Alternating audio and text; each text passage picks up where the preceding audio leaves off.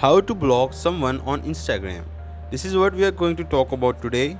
Make sure to subscribe to the channel, this helps a lot. So without any further ado, let's move into the video. First of all, open Instagram on your mobile. As you open Instagram on your mobile, go to your profile option.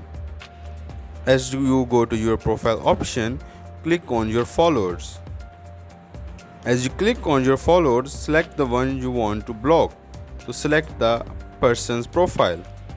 As you select the person's profile, click on the top 3 dots that are present on the person's profile.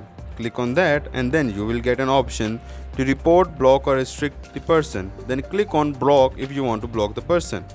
Then if you click on block, then person will be blocked and he will no longer be able to see your account or your account details or your feed.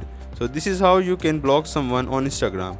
This is all from the video. Make sure to subscribe to the channel. If you have any question, please put it down in the comment section, and also don't forget to like the video.